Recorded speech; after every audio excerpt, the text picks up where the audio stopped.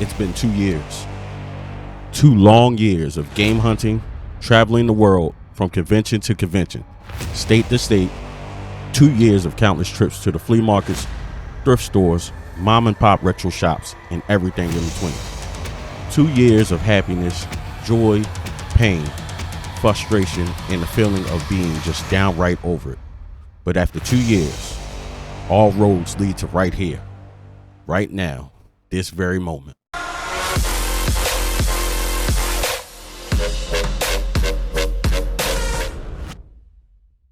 2 years is a long time.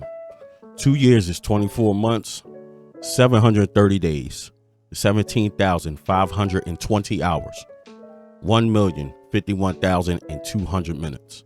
What's up, and welcome to a brand new episode. I'm your boy, the VideoGameVotary. Today is a very, very, very special episode, monumental episode.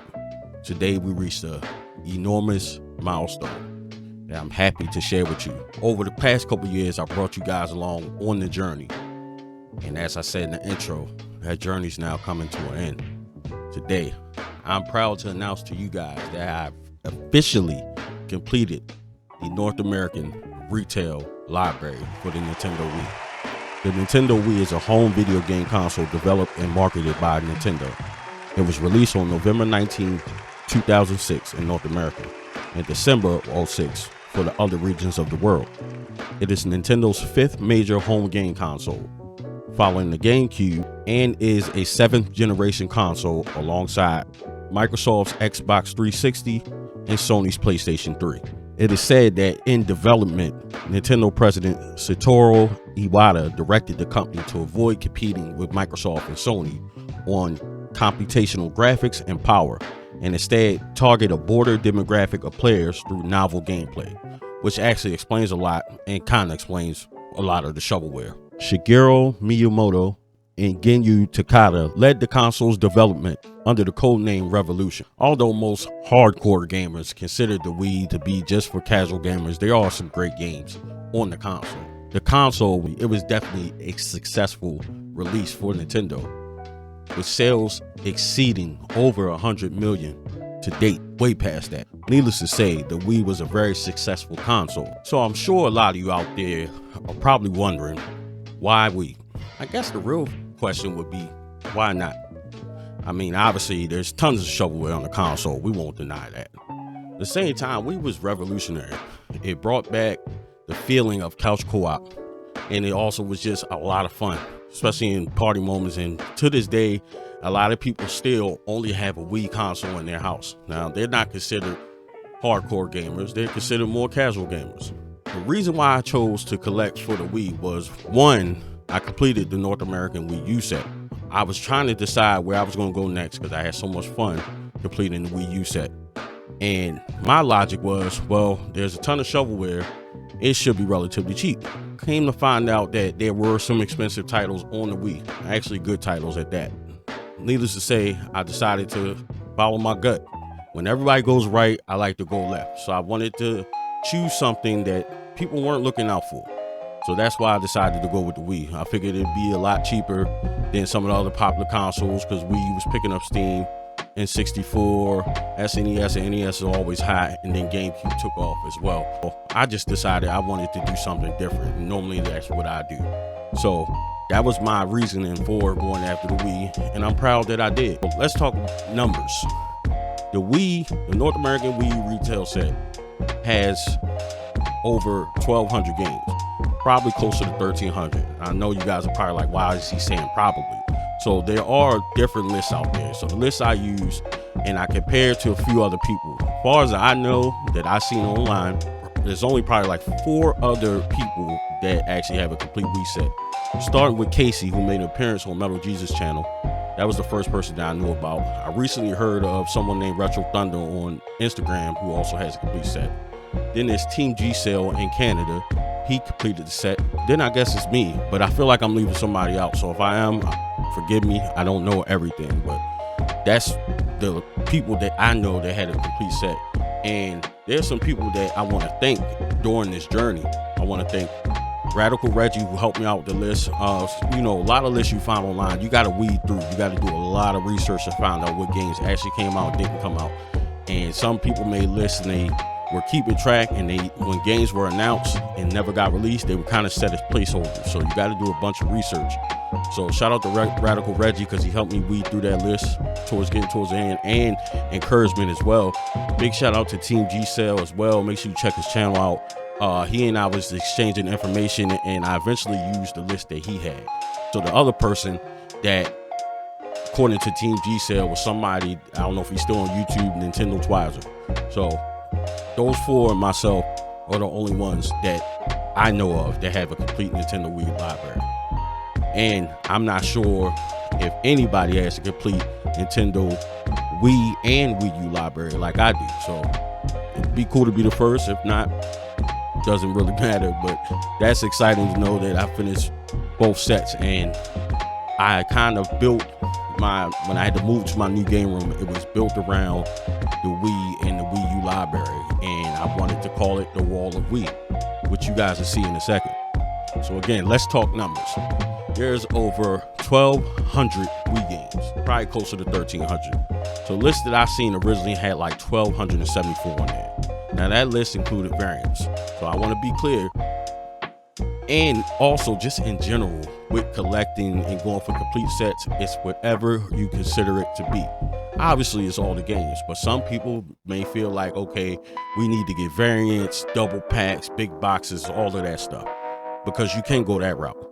But I decided that I only want to go for one of the original games. Some I kept variants because they were very different, and I will show you those games and the reasons why.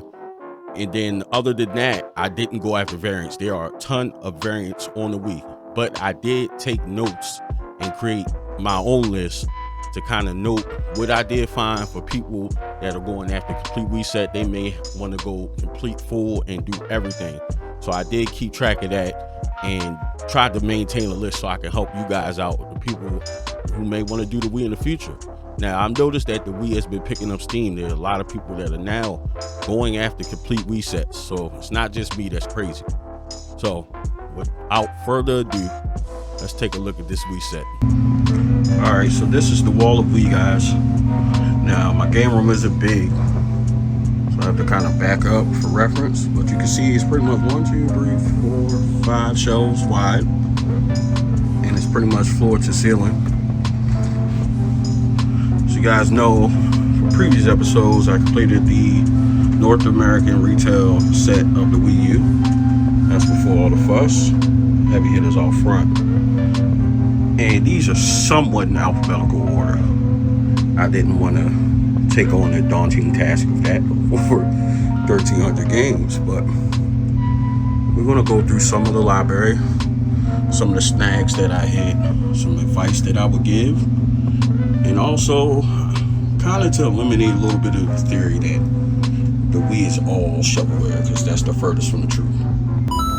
Let's talk about this section here. You notice I got like the heavy hitters out front. Ju-On, The Grudge, Arc Rise, Fantasia, Silent Hill, Shattered Memories, and Calling. All of these, at the time, the Calling, the prices dropped on that. That's just under $100. Silent Hill is still around $150. Arc Rise, Fantasia is about $130, and Ju-On is around $100 now. Let's talk about this section here. We got Metroid Prime Trilogy. That's the Steelbook edition.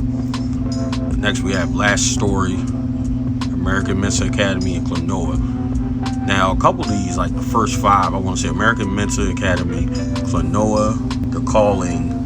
A couple of them I got for a trade, where I took 2 SNES games, which you guys probably gonna ring me, Chrono Trigger and Super Turrican 2.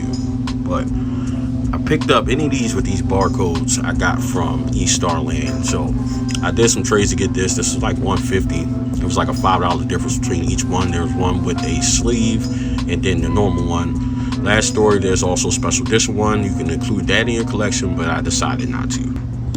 This next section, Xenoblade Chronicles. That's not really expensive game, but it is sealed. I picked that up. Ivy the Kiwi, that goes for about $80. Coraline, that's about a $100 game. Atravete a Sonar. I believe that's about $130 game. That came with the mic, but not the box. So that's one of the rare games that may be a little bit more difficult for you to find.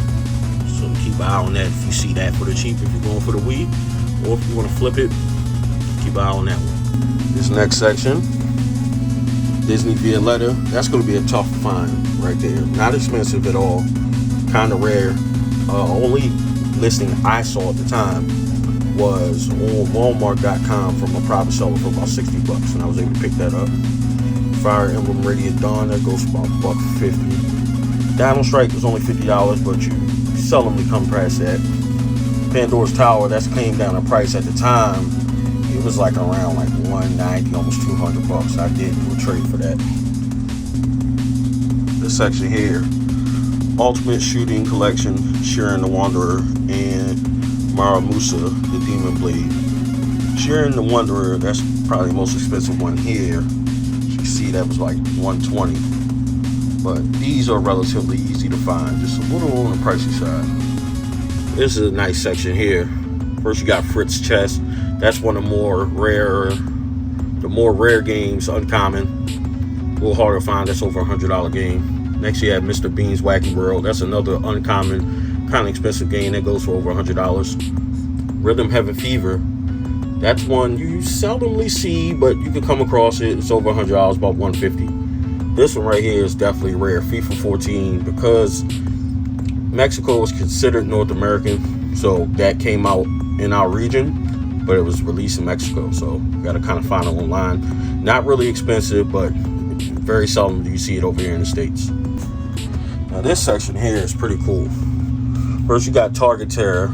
That game was about $60. Very seldom did I see that in my area, but that's just mine. Now these three are rare games. Not, well, kind of rare, I'll say, but they're uncommon. And for sure, if you see these things, pick them up, whether you collect them for Wii or not. So these are three games: Lego Harry Potter years 1 through 4, Scooby-Doo and the Spooky Manor Swamp, and Lego Batman the video game. So these are what they call the silver cover games that include the game and the DVD on one video. So these are pretty difficult to come by, definitely uncommon, borderline rare. So if you see these, you definitely want to pick them up. Let's talk about this section right here. These are probably the most expensive games on the console: Dokapon Kingdom, Cyberbike, Veggie World, Fragile Dreams. Now Dokapon Kingdom and Fragile Dreams come in at just under $200. Cyberbike and Veggie World are $300 each. Now I just want to point something out. Veggie World was the only one that I like kind of paid out of pocket. Most of these heavy duty titles I made trades for. Alright, so these are my big box items, or just kind of just weird little items here. So I'll just start with like the kind of the cool little Wii items. I got this Wii bag. I saw that, I wanted to pick that up. This is the Wii Speak. It works with Animal Crossing. I believe it works with a couple other games. This is a keyboard, wireless keyboard made by Logitech for the Wii. And there's that Atravete Sonar game, that mic I was talking about. Try to get in focus. But that's the mic that came with that one. Let's start off with Dance Dance Revolution Hottest Party 2. Obviously that comes with the dance pad in the game. Speed, which you just recently seen me pick up at Southeast Game Exchange. This comes with the steering wheel attachment. Monster 4x4 World Circuit comes with steering wheel as well. Zumba Fitness Core comes with weighted pads that you can use. This also was picked up at Southeast Game Exchange. This is Rock Band 3 bundled with the wireless keyboard. Got this off of Marketplace, Tony Hawk Ride. I do have the dongle in the game inside. NFL Training Camp. I believe that comes with like some kind of weighted pads or sensor or something. Then you got Glee, Karaoke Revolution 1 and 2. I believe they both come with microphones. You got 10-Minute Solution, Knockout Body, comes with weighted pads. UFC Trainer, that includes a little leg band that you put in, or you put on your leg, and you put the Wii remote in there. got Endless Ocean Blue World. That comes with that We Speak microphone thing I was talking about. That's included in there as well. You have to draw some tablet. It says it comes with 2 games and the tablet. EA Active Personal Trainer. That includes, or works with the Wii Fit board. It includes a leg strap and a resistance band. Tiger Woods PGA Tour 10. That includes the Wii Motion Plus inside. It's just the Wii Motion Plus adapter. Truth or Lies, Someone Would Get Caught. Includes a microphone. Of course, the Mario Kart Wii, you guys seen a lot probably. And includes the steering wheel attachment. Your Shape with Jenny McCarthy. That includes a camera. Popstar Guitar. That includes 2 little wireless mics, looks like. I guess little attachments for the Wii remotes. This was donated to the channel early on. This is for the Wii Fit. This is BlakRanger's favorite game. That includes the board. And this is DJ Hero big box. This is probably one of my favorite ones out of all of them. Just honestly, like a lot of them is probably shovelware, but nevertheless pretty cool. But there are quite a bit of big boxes. This is not all of them, to say the least. There's a lot. So I kind of get them. If they're on the cheap, I don't go out of my way to get them. But if I come across them for a good price, I do pick them up. I like to add it to the collection. And I'm actually pretty proud. It's pretty good. So there was my Wii set. And I'm sure everybody's curious to know what's next. For one, I definitely need to take a break because that set kind of wore me out. But there is something on my mind. You'll find out about that soon enough. Probably sooner than you think. Now, when I got down to about 130 games left, it got to a point where I just wasn't finding these games. I didn't limit myself to just finding out in the wild, which is fun. Trust me, if it's possible, by all means. But when I got down to like the last 130, I was realizing I'm going to have to rely on the internet for like these last ones. So I did utilize the internet for some of these titles, especially Disney's Violetta, which I got sealed. So that's one game. That and Atravete Sonar. I probably said it wrong, but some of those games you just got to rely on the internet, and there's nothing wrong with it. There's people that say, oh, I just want to find everything in the wild. More power to you. But you know, sometimes it's easier to use the internet, or you're actually forced to. Once I start going to stores and I realize yeah, I'm pretty much not finding anything that I need at this point, I had to rely on the internet. That's what I ended up doing. So probably just under 100 games was purchased online, just because I kind of didn't have a choice. So my final count came to 1,251. And Team G Cell just recently released a video last week detailing his complete set, and his number is about 5 off. But watching his video, which I'm gonna link down below, I noticed where the difference in the numbers came from, because he did include certain titles that I decided I didn't want to do the variant. I didn't care if it was a little bit of difference. It's still the same game. Yes, it may have some added content. I just didn't want to include those in my set, but he did, and there's nothing wrong with that. And completing a whole set, you have the right to choose that. It's kind of up to you. But I think the main thing to take away from this is to at least include one of each title in that set to call it a complete set. And a very special thank you to you guys for supporting me on this journey. Anybody that traded with me, anybody that sent me games, I greatly appreciate it. You guys know I don't sell any of my stuff, especially not Nintendo stuff, obviously, because this is a strictly Nintendo channel. Everything's staying here, and I'm happy with my set.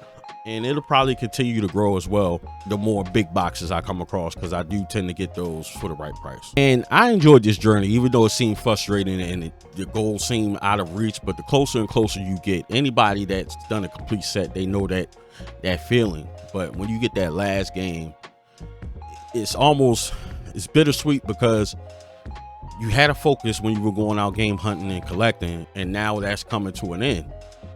But you know, I definitely take plenty of moments to sit back and just kind of admire my collection, and I just appreciate the grind and the hustle, and I really had a lot of fun collecting this set.